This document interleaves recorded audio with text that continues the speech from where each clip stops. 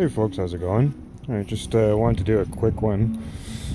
So this is, well, the case itself is from a cheap folding multi-gas stove, or dual fuel stove, sorry, like propane butane. I'm sure you could find your own case, but anyways, this is my little field toolkit.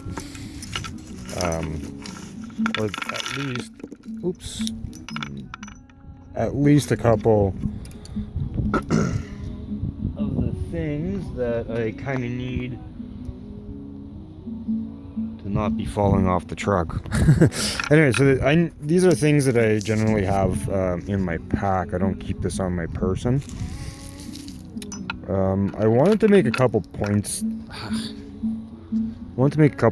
About it though. Mine's not really any special. But the points that I wanted to make do apply to almost everybody. Okay, so what I've got here is just a sewing kit. I've got monofilament and I've got braided. So it's actually fishing line that I use in my emergency sewing kit.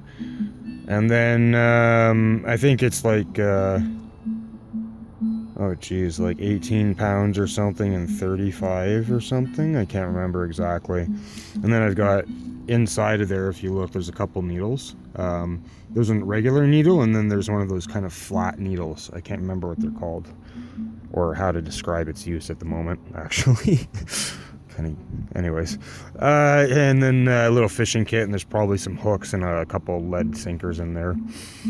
And then I actually just made this, and I was putting my kit away, and it occurred to me this could be a video worth shooting.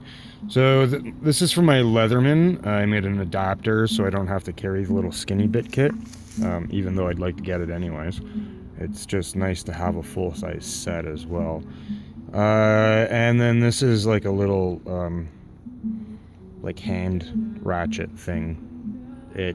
I used to have one that actually like ratcheted. This, I don't think this one ratchets. I think this is just the release or something.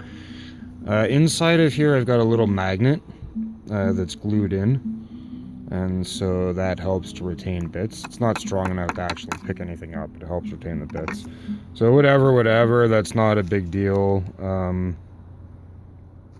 That's just like whatever, who cares, right? But one of the points that I want to make here is that, so I've got some common bits in here that you would find in day-to-day, or you might find in day-to-day, right?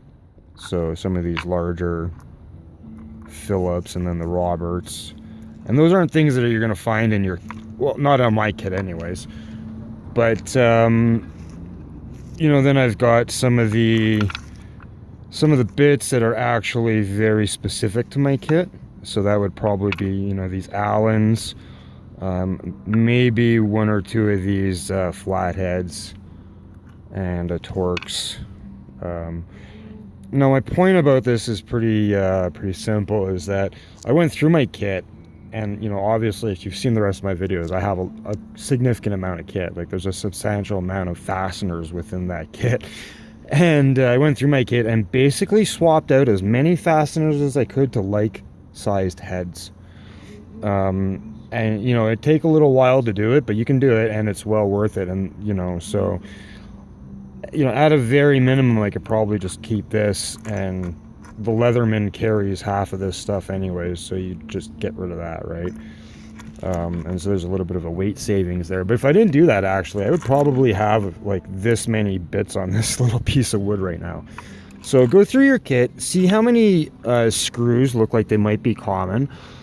Stores like Fastenal now cater to the public as well. They used to only cater to companies, but now they also cater to the public. So you can actually, you have to buy multiples, but you can get exactly the fastener you're looking for. And just go through your kit and swap as many things as you can into a like-sized driver interface, right? So Allen keys seem to, Allen bits or whatever, hexagon bits, tend to be fairly popular in a lot of gear. So that might be the way to go. You know, kind of look at what you have and see what's going to be easiest. If you already have a whole bunch of Allens that are close to the same size, find the other ones and swap those out. If you've got a bunch of Phillips, then, you know, find the Allens and swap those out. So that was my main point of this video. A couple other pieces of kit here. This is my broadhead puller.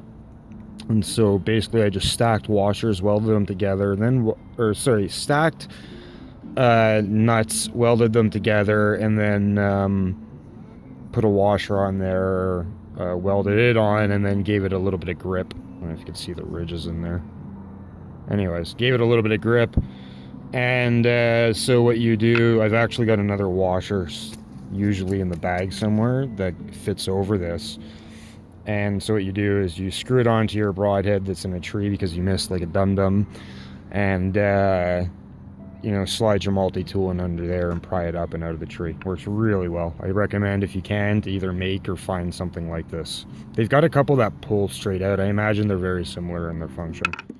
And then, oh, the catch, sort of. Thanks, Merlin. The truck's name is Merlin because it repairs cars just by its presence at sometimes. It's really funny. Although it doesn't do it since I gave it that name much. Anyway, mag block cut in half. If you ever do this, as I've mentioned before, start with the flint side and work your way through. So that way when you come through, you don't break the flint off. And then I always keep an extra buckle. There was another point that I wanted to make. Oh yeah, all these videos about kits and packs and this and that, you know what, they're good starting points for ideas and stuff, but really you got to consider your own situations, what equipment you have, and what you're going to need. And then, you know, consider if you've got a little bit of extra budget for weight or space, what possible stuff you might need. Now, this is actually a socket bit, a 1/4-inch socket driver bit.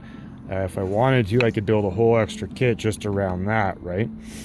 So, you know, but I don't need that because I've already basically, I think I've actually do have maybe 2 hex, like,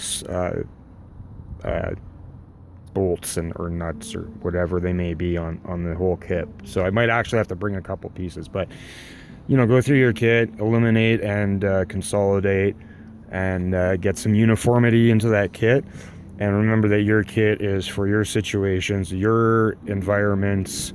You know, you see some of these shows where they're like, oh, I'm doing this in the middle of the desert. Well, that's great, but nothing around me is like a desert except for maybe the lack of food sources in the mountains, right? So, okay, thanks for watching. Have a great day.